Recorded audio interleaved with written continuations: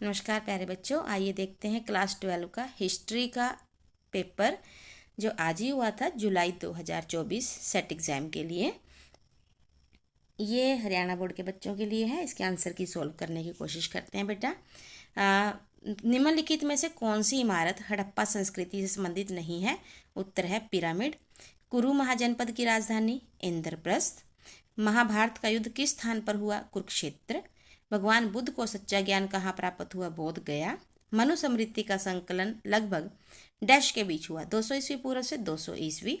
पंच अनुव्रत का संबंध डैश धर्म से है? जैन धर्म। हड़प्पा सभ्यता के लोग किस जानवर की पूजा करते थे? कुब्बड़ वाला बैल। कौटिल्य ने कौन सी पुस्तक की रचना की? अर्थशास्त्र की, संस्कृत भाषा में। अशोक के अधिकांश अभिलेख किस लिपि में लिखे हुए थे? ब्राह्मी व खरोष्टी में। फिर है महाभारत का युद्ध कौरवों और पांडवों के बीच हुआ? सही।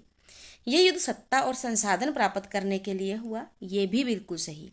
यानी कि दोनों सही हैं और आर उसकी व्याख्या से सही कर रहा है। जैसे जब क्योंकि शब्द लगा के अगर हमें आंसर मिल रहा हो, इट मीन्स ए ही आएगा, वो उसकी व्याख्या करता है।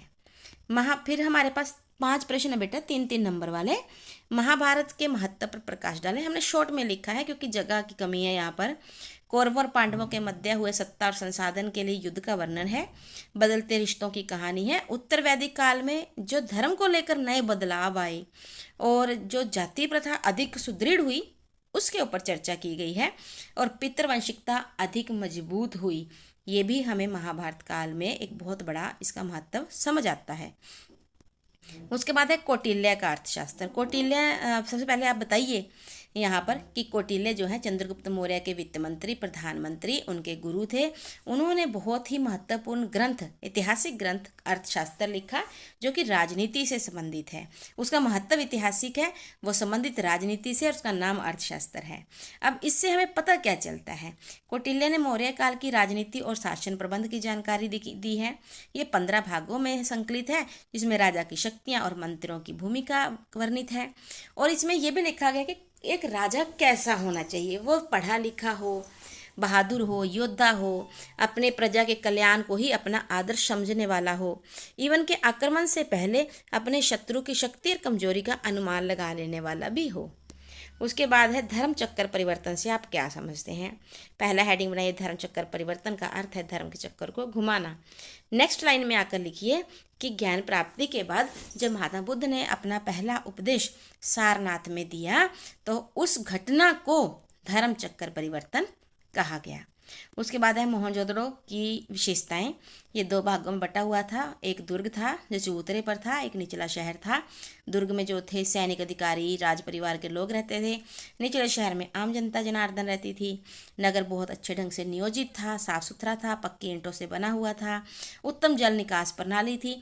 आप लिख सकते हैं बहुत अच्छे ढंग से कि कौन कौन से यहाँ पर भवन मिले हैं, तो आप अपने हिसाब से लिख सकते हैं बेटा। उसके बाद है अशोक के धम्म के सिद्धांत। देखिए, अशोक ने जनता में एक अच्छे कार्यों की लिस्ट बनाकर एक धर्म चलाया, जबकि खुद उन्होंने बौद्ध धर्म को अपनाया हुआ था, परंतु उन्होंने एक लोगों के लिए नैतिक विचारधारा वाला धर्म चलाया जिसे अशोक का धम्म कहा गया, जिसमें सत्य को ही सबसे बड़ा धर्म बताया गया है। सबसे बड़ा धर्म है सत्य का पालन करना। फिर उन्होंने बताया कि हमें सदैव दूसरे जीवों के प्रति अहिंसा का भाव रखना चाहिए, सब पर दया करके चलना चाहिए। उन्होंने बताया कि बच्चों को अपने माता पिता, शिष्यों को अपने गुरुओं, अतिथियों, बड़े बुजुर्गों का आदर करना चाहिए। वैसे ही अब माता पिता का, अध्यापकों का और समाज में जो भी बड़े लोग हैं उन सब का ये फर्ज बनता है, कर्तव्य बनता है कि वो अपने छोटों से प्यार करें। तो ये उनके धम्म के सिद्धांत हैं। फिर हमारे पास एक पहरा है बेटा जो कि स्वामी महावीर की शिक्षाओं से लिया गया है। शुरू में महात्मा बुद्ध की बात करके और इस क्वेश्चन को बड़े अच्छे तरीके से माउल्ड किया गया, बाद में चलकर ये जो है वो जैन धर्म से रिलेटेड हो जाता है। इसके थोड़े से क्वेश्चन जो हैं हमें काफ़ी गूढ़ से लगे, तो हमें जो इसका आंसर समझ आया हमने वो देने का प्रयास किया है। उस व्यक्ति की पहचान कीजिए जिसने राजा को संसार त्यागने के लिए प्रेरित किया। तो यहाँ पर जो आंसर है वो है कमलावती, जो कि राजा की पत्नी थी। दूसरा है हे राजन, केवल धम्म और कुछ भी नहीं जो तुम्हें बचाएगा, यानी कि धम ही तुम्हें बचाएगा।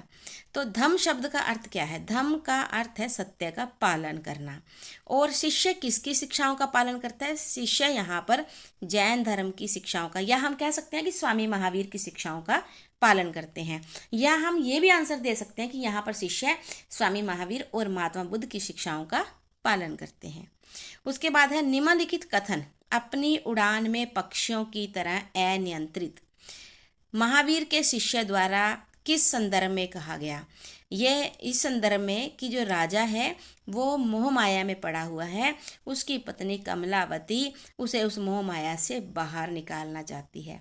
वो कहती है कि जिस तरह से पक्षी अनियंत्रित होकर अपनी उड़ान भरते चले जाते हैं, उसी प्रकार से तुम्हें भी अपना राज्य छोड़कर, मोह आदि त्याग कर, अपनी ऊर्जा को इकट्ठा करके घोर तपस्या कठोर तपस्या करनी चाहिए, ताकि तुम अपने जीवन को सफल बना सको और निर्वाण को प्राप्त कर सको।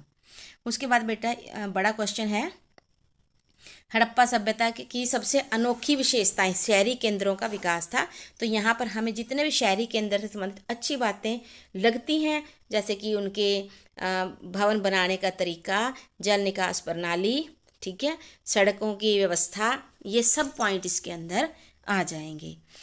उसके बाद दूसरा क्वेश्चन आप ये भी लिख सकते हो कि हड़प्पा सभ्यता की खोज में किन किन पुरातत्वविदों की भूमिका है। यहाँ पर जैसे कि आप यहाँ पर आर.बी. दयाराम साहनी या आर.डी. बनर्जी, ए घोष, तलवार साहब, इन सब के बारे में, जिन्होंने भी, जॉन मार्शल जी, इन सब के आप नाम का रेफरेंस दे करके किसने कौन से क्षेत्र की खोज की, कब की, वो सब आप बता सकते हैं। उसके बाद है बेटा आपके पास मैप में 5 हैं, बहुत आसान है ये।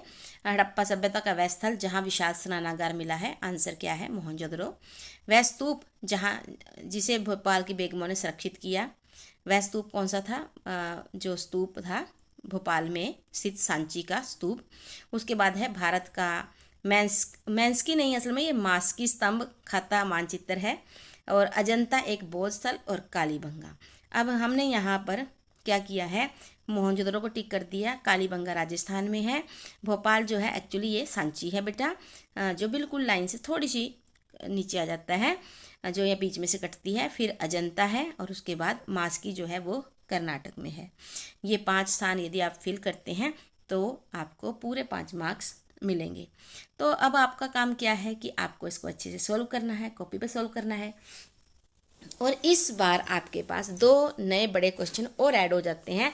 एक तो है पुरातत्वविदों का योगदान, ये करके जाइएगा, हो सकता है ये 3 में आए, या हो सकता है आपको फाइनल एग्जाम में 6 नंबर का क्वेश्चन भी आए।